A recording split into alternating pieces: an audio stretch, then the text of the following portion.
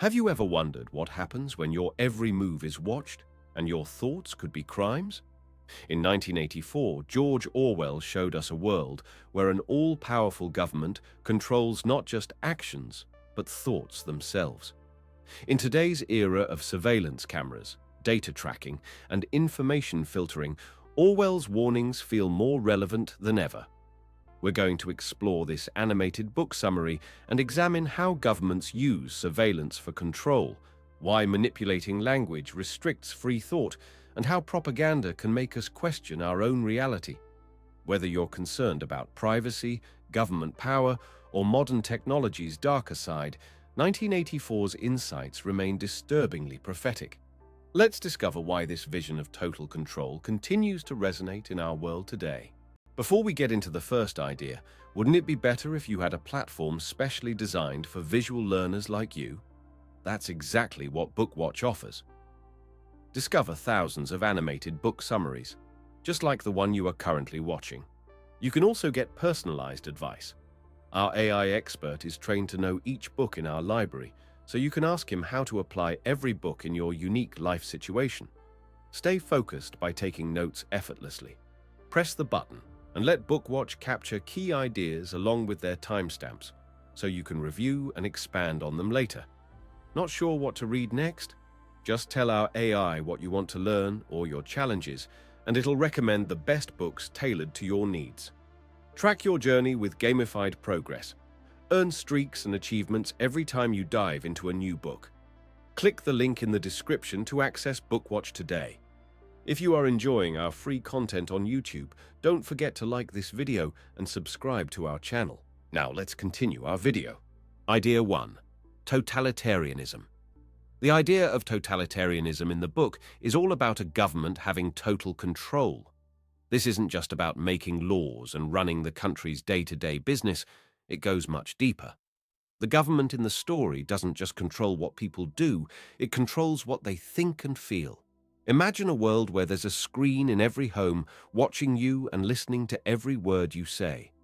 That's the kind of surveillance the book talks about. In this grim setting, the people in charge are always watching you. If you even think about breaking the rules or questioning the government, it's considered a crime. The government has eyes and ears everywhere, always listening, always watching. And it's not enough for them to just stop people from doing bad things. They want to stop people from even wanting to do them. The government also messes with information. They change newspapers, books, and records to make it look like they're always right and have always been right. It's a bit like trying to win an argument by going back in time and changing the facts so you were always on the right side. This government also has a strange way of keeping itself in power. It makes up a fearsome leader, Big Brother, who might not even be real. But his picture is everywhere, staring down at you with the message that he's always there, watching. Everyone has to love him, or at least pretend to. And there's war. The government says there's always a war going on, but it's hard to know if these wars are even happening or if they're just made up to scare people to stay in line. Lastly, they control relationships and feelings.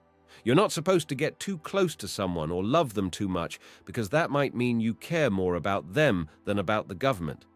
They even have a group against falling in love. So this book's idea of totalitarianism is about a government that doesn't just rule over the land and people. It tries to control everything about its citizens' lives, their actions, thoughts, feelings, and even their past. Idea 2. Big Brother.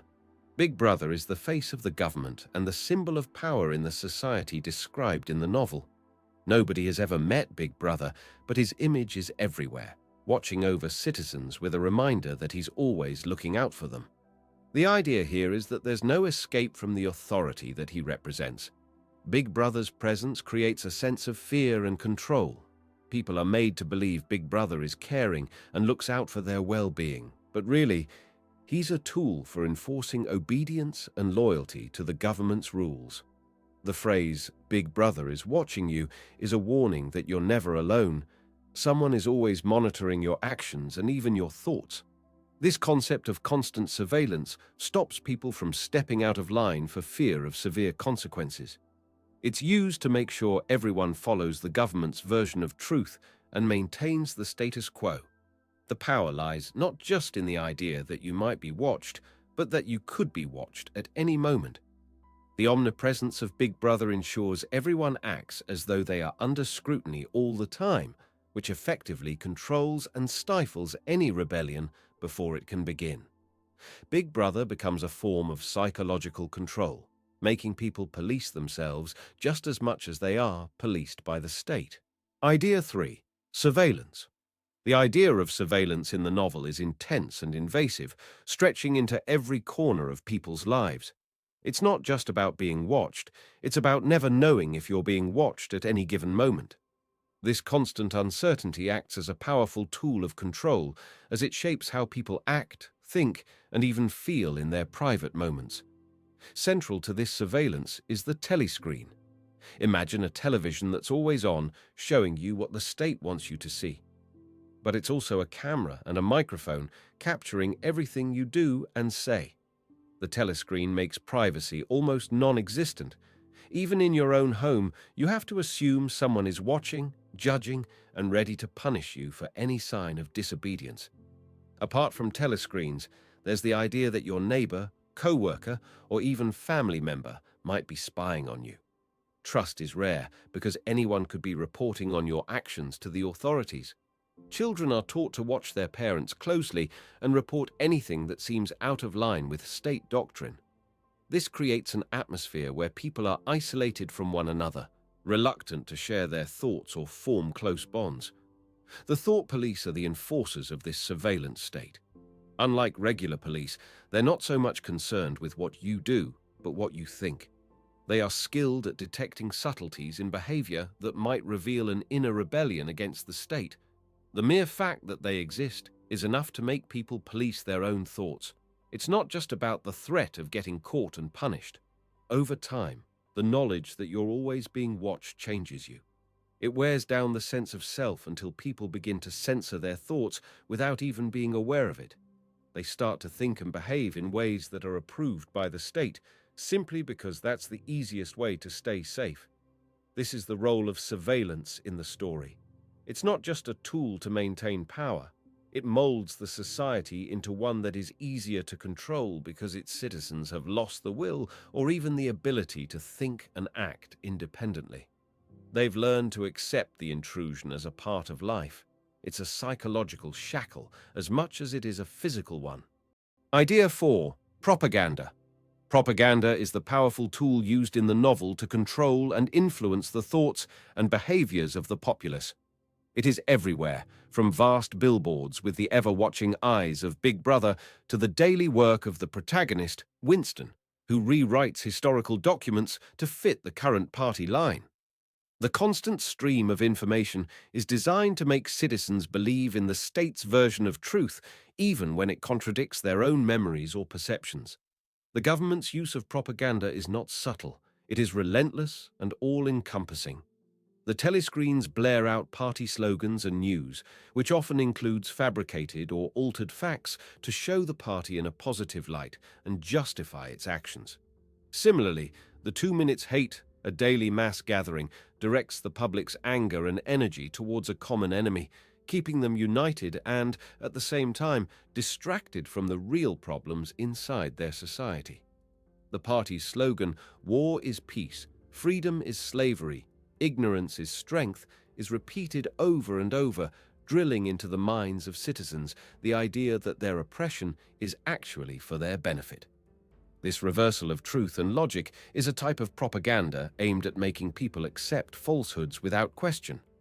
The language itself is manipulated through newspeak, a version of English with restricted vocabulary, removing terms that could encourage critical thought or rebellion. By controlling language, the party limits the ways in which people can express dissent. Children are taught to revere Big Brother and are encouraged to report on family members who display signs of nonconformity, ensuring that even private life is steeped in the culture of propaganda and surveillance. Through these means, the party maintains its power by convincing its citizens to love their servitude, seeking to shape reality completely through the messages it propagates. Idea 5. Newspeak. Newspeak is not just another way of speaking in the world of 1984. It's a language designed by the government to limit people's ability to think freely. Unlike most languages that grow and become richer over time, Newspeak removes words from the vocabulary, making it simpler and smaller. By cutting down on the number of words, the idea is that it also reduces the number of thoughts that people are capable of having. This language has words that combine several meanings into one, so it's harder to think critically or express feelings of rebellion. For example, a word like crime think means a thought against the government. It's supposed to be automatically understood as bad without giving room for debate or questioning. The idea is that if there's no word for something, it's much harder to talk about it, or even keep it in your mind. Newspeak is about control. If everyone is using this language, they're less likely to break the rules because they can't even think about doing it. It's not just about controlling what people do, but what they can imagine or wish for. The government wants to make sure that no one can think about rebelling or wanting a different kind of society because there won't even be words for those things. It's interesting to see how people are able to adapt to this language. They start to accept it as normal, and they get used to not questioning their government or wanting something different because they can't express those feelings without the necessary words. The ultimate goal of Newspeak is to create a situation where the government's control is so complete that even the idea of rebellion would be unthinkable. Idea 6. Doublethink. Doublethink is a concept where someone believes two conflicting ideas at the same time. It's like telling yourself that something can be both hot and cold and truly believing it. In the book, it's a way of thinking that the government, known as the party, forces on people. The party wants everyone to accept whatever they say, even when it goes against plain facts or what people have experienced themselves. Imagine waking up to a sunny day, but the government tells you it's raining. With doublethink, you would believe it's raining simply because the government says so, even as the sun is shining on your face. It's not just about lying, it's about changing your reality to match what those in power say. People caught up in doublethink can take in the party's shifting stories and lies without seeing any problem. They don't notice the lies or feel confused because doublethink makes it all seem logical. The party uses doublethink to control people's minds, making them think that they are free and happy when they are actually oppressed. It's a key part of the party's power. By getting people to doublethink, the party can make them believe that slavery is freedom or that ignorance is strength. It keeps people from questioning or challenging the party's rule. Doublethink also shows up when people are expected to forget things that the party changes. If the party says an event never happened or that an enemy of the state was always an ally, people must believe it and act as if their memories are wrong. Through doublethink, the past is what the party says it is, the truth is what the party says it is, and nothing is real unless the party agrees. It works so well because it doesn't just hide the truth, it changes it, at least in the minds of people under the party's control. It makes the party's version of reality the only version that anyone can understand or even imagine.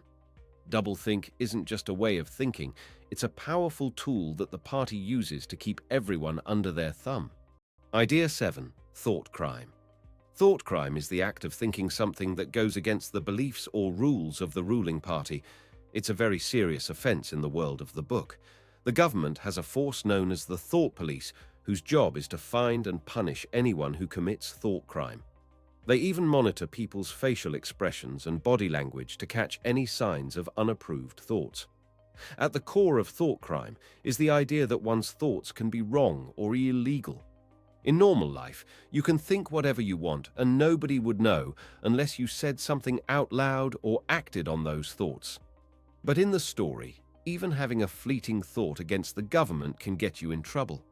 The main character, Winston, struggles with this because he often disagrees with the party. He has to hide these thoughts because just the act of thinking them is enough to put his life in danger. People are so scared of being caught that they try very hard to control their own thoughts. This creates a world where nobody can really trust anyone else, not even family or friends, because anybody might be watching or listening. The concept of thought crime is one way that the party keeps complete control. It makes people police themselves and even their own thoughts. They have to be careful all the time, and it's hard to imagine being completely free when even your thoughts could lead to your arrest or worse. Idea 8. The 2 minutes hate. The 2 minutes hate is an intense display of emotion that the government uses to direct citizens' anger and frustration away from itself and towards a common enemy. This enemy is often represented by a man named Emmanuel Goldstein, who is said to be the ultimate traitor and embodies everything the party claims to stand against. During this daily ritual, images of Goldstein and other enemies are broadcast on large screens. As people watch, they are encouraged to unleash a barrage of hatred and verbal abuse. While the 2 minutes hate may seem like an outlet for pent-up feelings, it serves a deeper, more sinister purpose.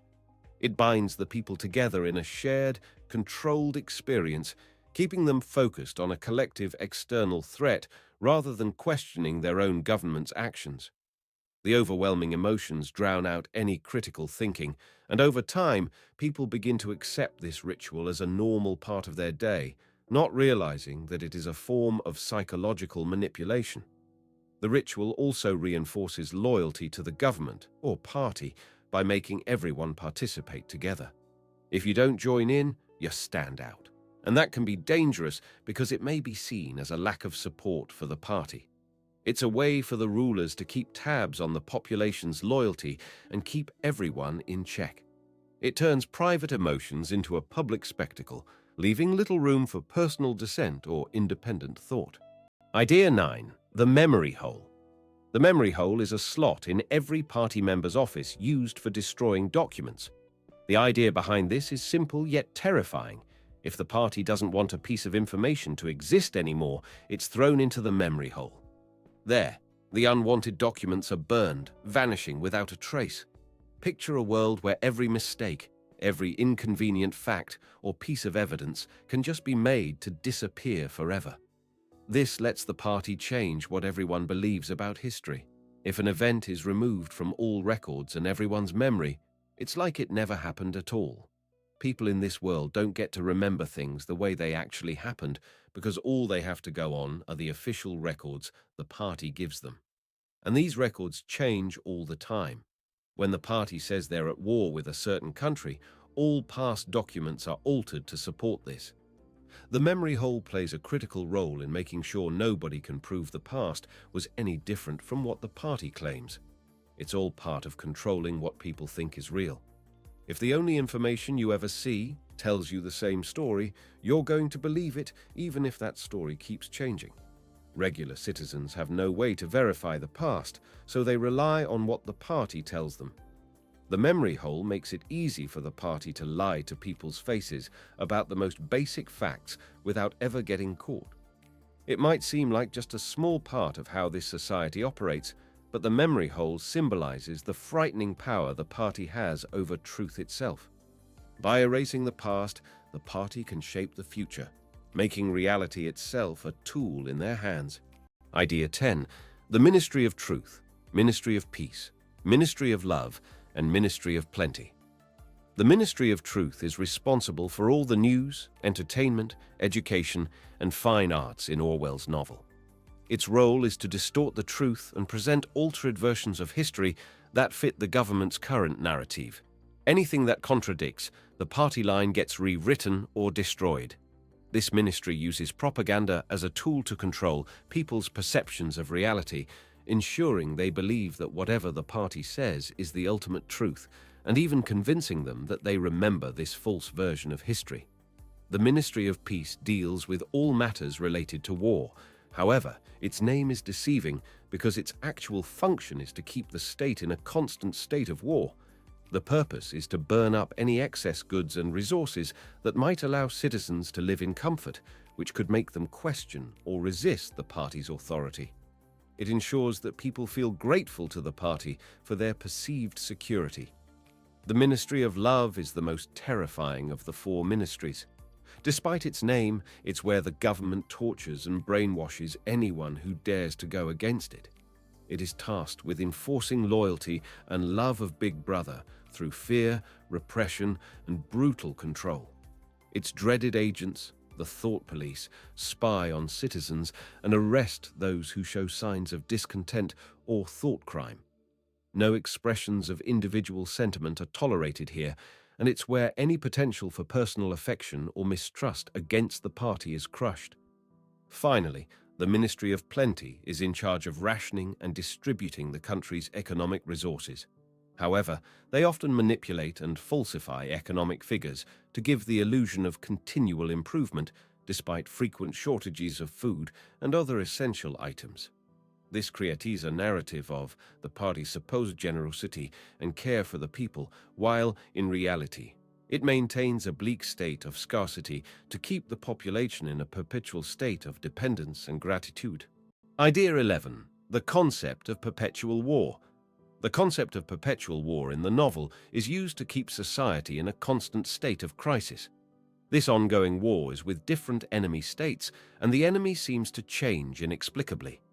The state uses this unending conflict as a way to consume resources and keep the economy focused on war production.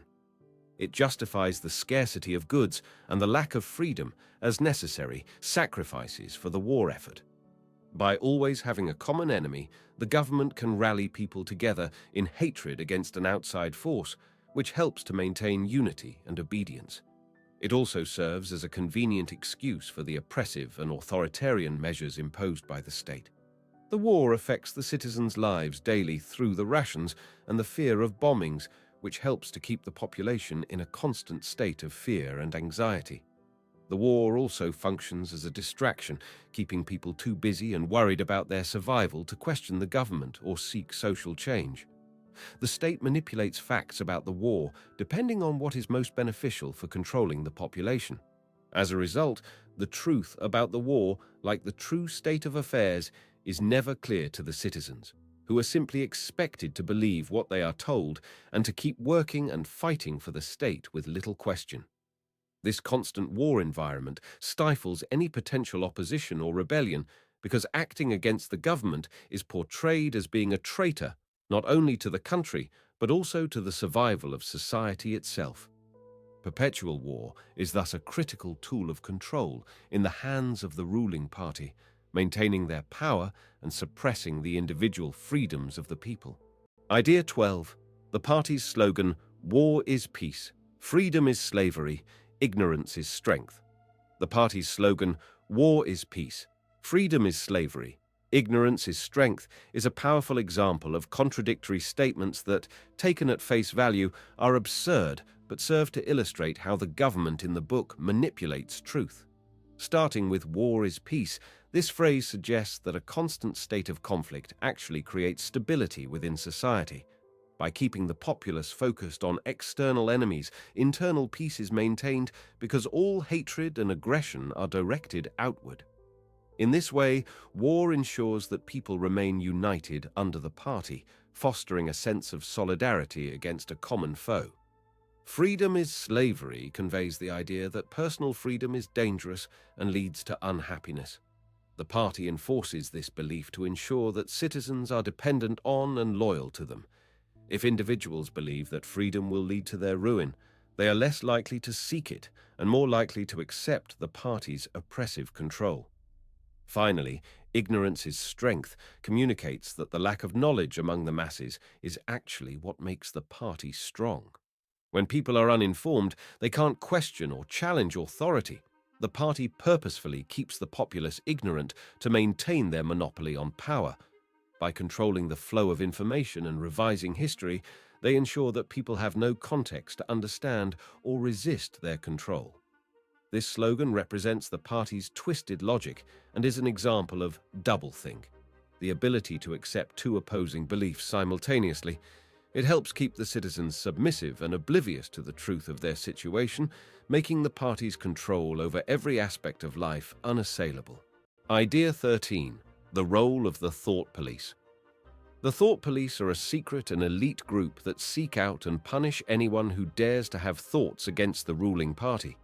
They use a variety of tools to monitor and control the citizens, ensuring no one steps out of line.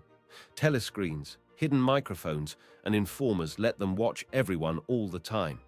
They're not just after outward actions, but they want to dig into the very private minds of people. Even a glance, a facial twitch, or a dream can betray a person's illegal thoughts to them. This creates a world where no one feels safe, not even in their own head. The thought police maintain power by instilling fear. People are terrified to think for themselves because they never know who's watching or listening.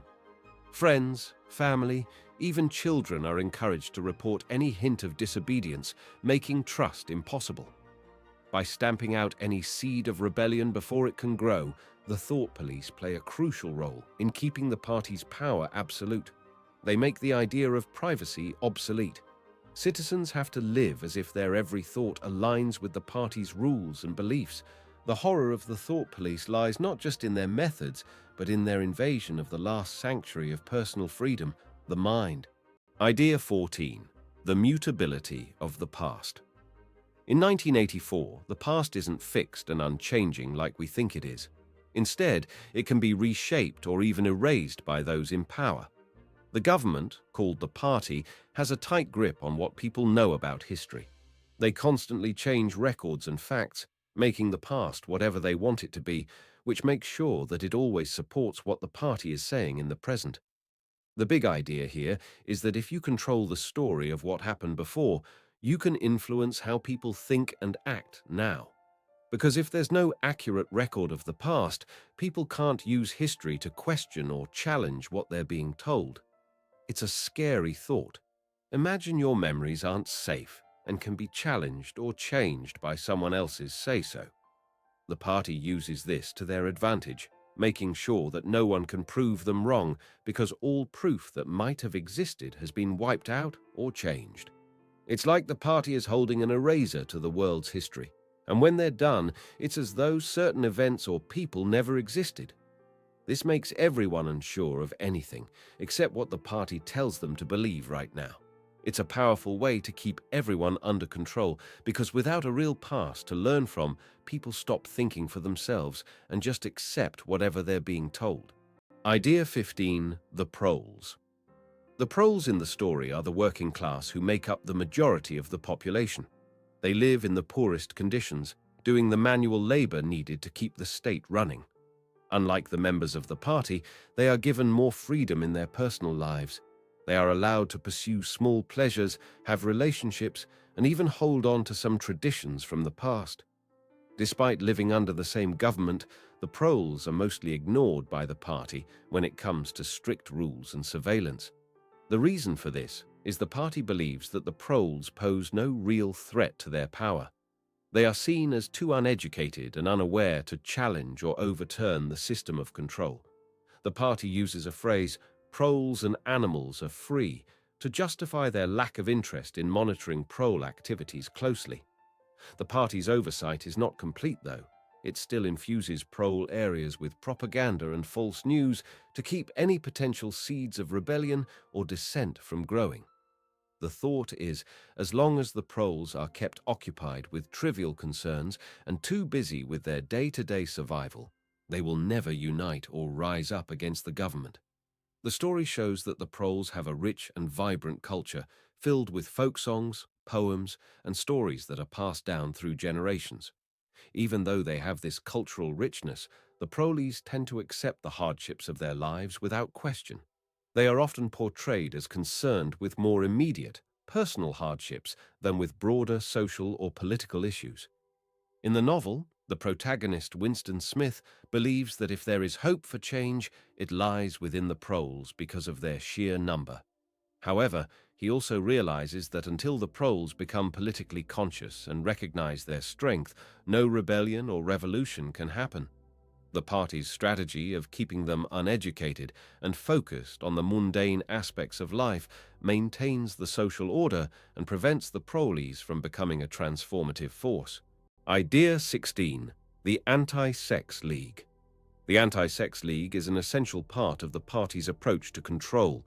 Its purpose is to channel people's sexual energies away from personal connections and ensure that emotions are primarily linked with party loyalty.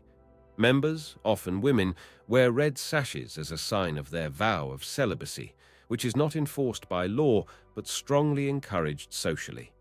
The idea behind this organization is to weaken the bonds between individuals, especially the ties that come from sexual relationships. By doing so, the party aims to redirect all love and loyalty directly to itself, leaving no room for personal affections that could become more important than the state.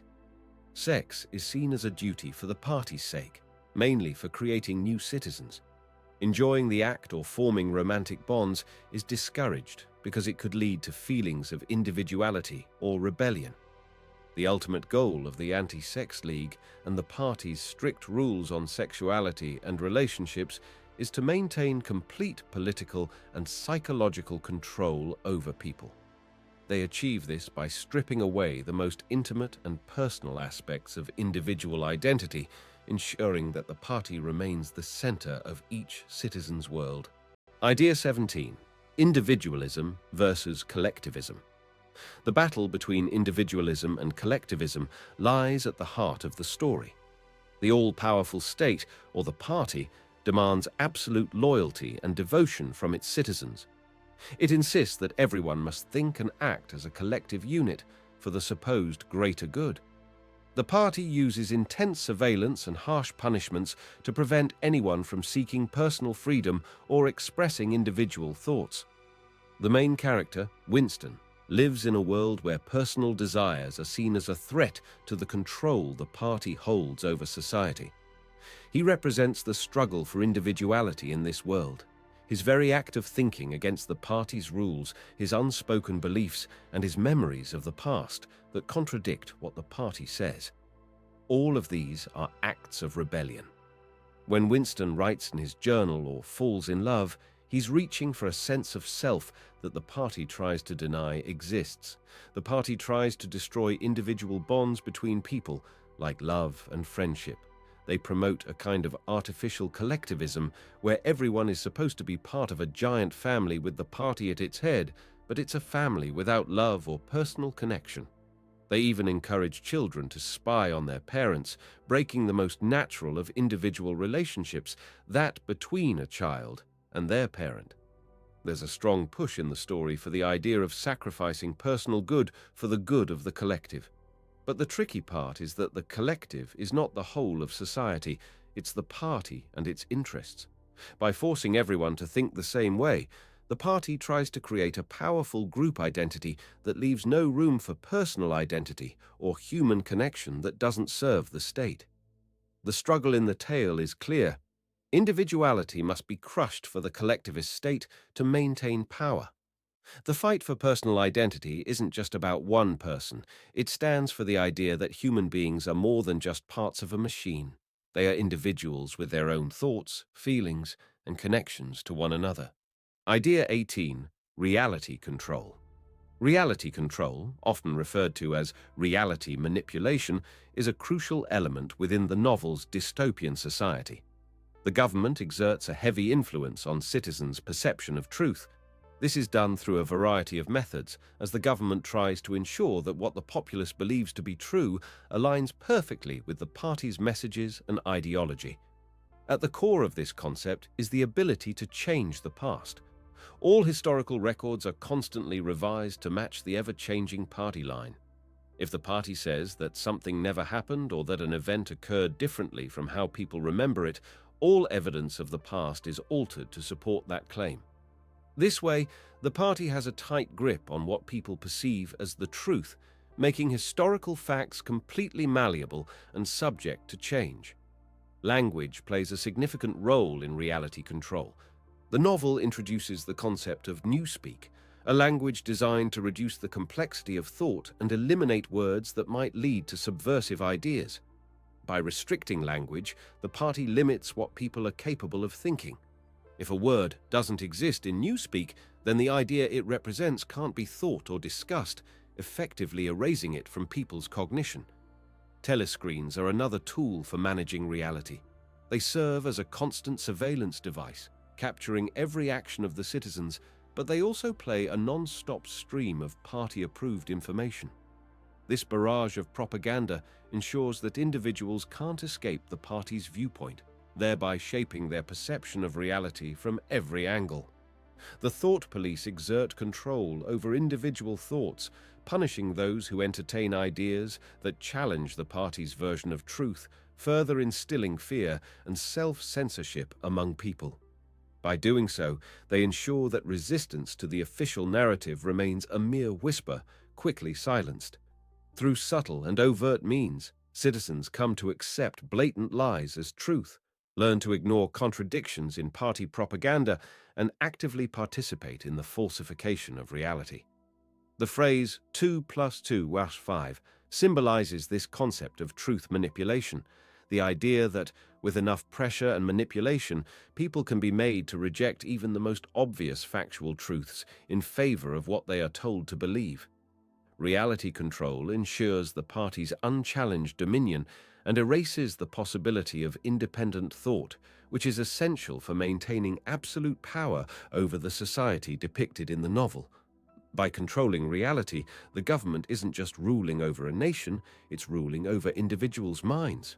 Idea 19. The character of Emmanuel Goldstein. Emmanuel Goldstein is portrayed as a shadowy figure and a key antagonist in the world of 1984. He's the supposed leader of the Brotherhood, an underground resistance against the party. Goldstein serves as a necessary scapegoat and focal point for the people's fear and hatred, essential elements the party uses to maintain control over the population. His presence in the story, whether he truly exists or is a fabrication of the party, gives the masses someone to blame for their problems and distracts them from the party's own failings. Every day during the 2 minutes hate, citizens of Oceania express their loathing for Goldstein, showing how deep their indoctrination goes. The picture painted of him is that of a traitor, someone who was once high up in the ranks of the party but turned against it. Yet, Goldstein also represents the hope for an alternative to the party's oppressive regime. He's said to have authored the book The Theory and Practice of Oligarchical Collectivism, which analyzes and criticizes the structure of the society in 1984. People's reactions to Goldstein are intense and complex. They're encouraged to despise him, and he symbolizes everything that is considered evil within the novel's society. At the same time, for the protagonist Winston, Goldstein's book and his rumored rebellion are sources of curiosity and a beacon of truth in a society steeped in lies. The character plays a pivotal role in raising questions about how opposition is perceived in totalitarian systems and whether any resistance is possible under such tight control.